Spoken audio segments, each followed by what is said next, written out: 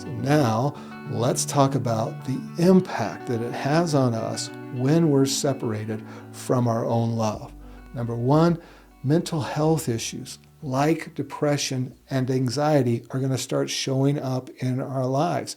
Because if we're in there beating ourselves up, criticizing ourselves, the research shows us that it's going to lead to feelings of sadness and hopelessness and fear. It's really going to start to constrict us when we feel that way about ourselves. The next thing that it's going to do is it's going to increase our risk for self-harm and suicidality. And I just want to take a moment and just say something to you. If you need help, please get the help that you need. There's no shame in getting help. We all need help, and you're worthy of help.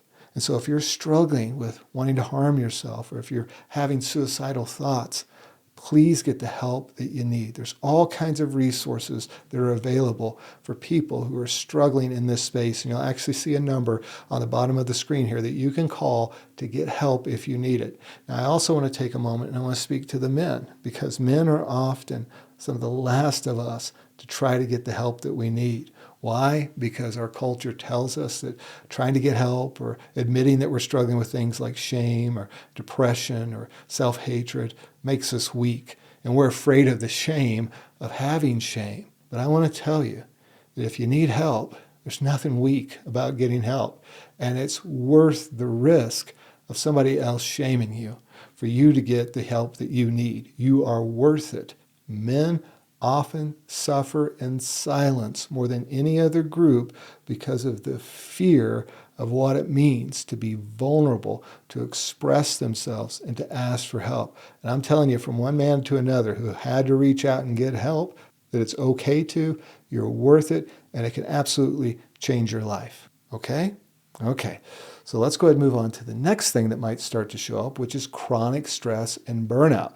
When we feel like our worth is based on what we do and we have to try to prove ourselves to be worthy of love, we're going to push ourselves, we're going to get on that achievement treadmill, we're going to wind up getting burned out, we're going to feel like we need to work ourselves to death. Why?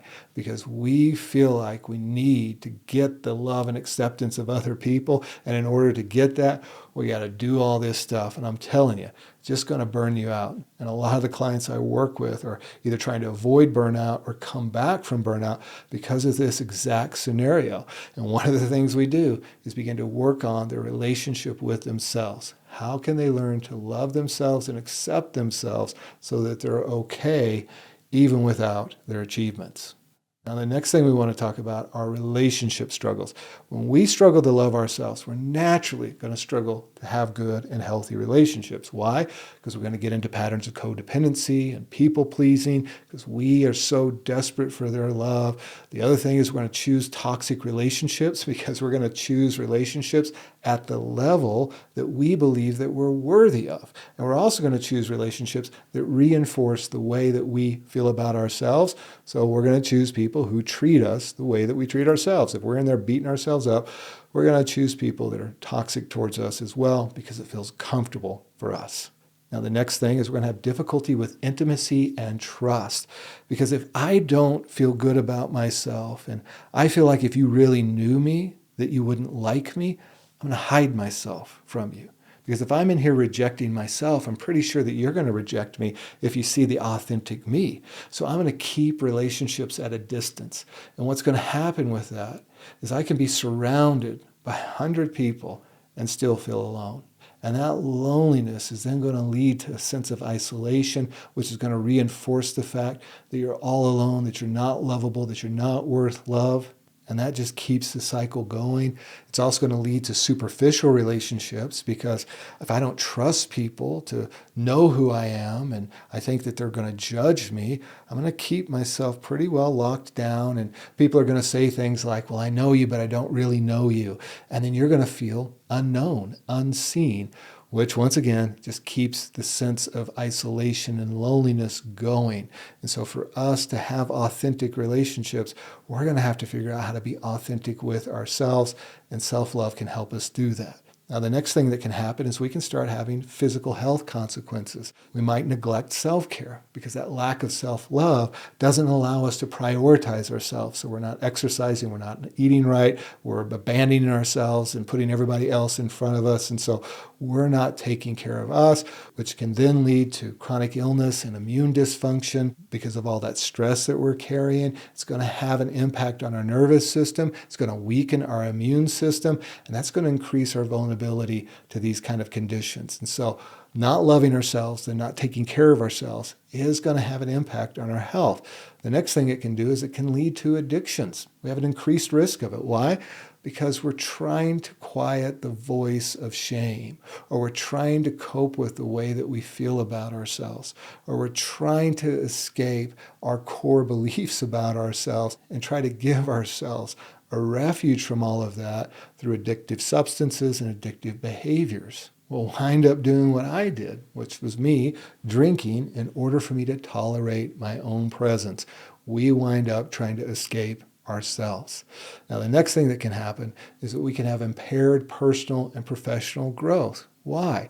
Because when we have a sense of failure, because failure doesn't mean that I failed at a task, it means that I'm a failure, or we then have a high sense of perfectionism because we don't want people to see who we really are, so we have to project an image and then try to maintain and live up to that image. All of that can be stifling to our creativity and can keep us from taking the risks that can lead to self-expansion. Because of the way that we feel about ourselves, it actually causes us to play small instead of living up to our full potential. Another thing is that we then get into underachievement and self-sabotage. If you don't believe that you're worthy of success, you're not going to reach for it. If you don't believe that you're worthy of good things, you're going to sabotage them out of your life when they show up. Now, the next thing is that it can lead to workaholism and burnout, like we talked about. And this compensation for the way that we feel about ourselves can lead to chronic stress, workaholism, and here's the thing about that. That's going to lead to burnout. That is not sustainable. It can help in the short term, right? Really pushing and trying to achieve can help us climb a ladder. But here's the thing. That ladder at some point has no more rungs in it. And then you find yourself alone, burned out, don't know what to do. It will not allow you to maintain long-term success if you're running after success in order to heal yourself. Your achievements will not heal you. They're not designed to, but you know what can? Learning how to love yourself. All right, so now let's talk about the next thing, which we can wind up having some pretty challenging existential and emotional challenges. We can wind up with a loss of meaning and purpose, because if I don't ever feel like I'm loved, and if I never feel connection, and I'm not able to connect with the things that are important to me, because without a sense of self-worth, we might struggle to find purpose and fulfillment in our life, which is going to lead us to be disconnected from life itself, and that can wind up leading to a loss of meaning and purpose in our lives. Now, the next thing that can happen is a constant struggle with guilt and shame. We talked a little bit about shame earlier, but if we don't deal with this, we're going to continue to have this persistent feeling of shame and guilt, making it difficult to experience joy and true self-acceptance. And self-acceptance has been found to be a powerful part of building resilience and sustaining a life that is happy and has a sense of overall well-being. Now, the last thing I'll talk about in this area is that we can get disconnected from our authentic self. We may not even know who we are anymore. We've worn so many masks to try to get the approval of other people. We've played so many characters that we don't know who we are. And trying to connect with our authentic self is really tough because we're always hiding our authentic self. And we're afraid that if other people see it, as we talked about earlier, they're going to reject us. And then we're self-rejecting. And then we're so disconnected, as we talked about earlier, that trauma will separate us from ourselves and it'll separate us from our love. And one of the things that can start to reconnect us to our authentic self is learning how to love ourselves. Now, the next thing that happens is we wind up with reduced resilience and coping capacities. Why? Because we have all of this stress in our lives, and then we're judging ourselves, and we're fighting with ourselves, and we're using all of this energy internally. And here's the thing. Self-love actually acts as a buffer. It acts as a protective factor against stress. And here's the thing about stress. Stress isn't bad. And the research shows that when we perceive stress as bad and we perceive that we don't have the capacity to deal with stress because we're shaming ourselves and beating ourselves up, it's going to reduce our resilience and it's going to cause stress to even be worse in our lives. And no wonder you're struggling to deal with stress when you're also in there giving yourself so much stress as well.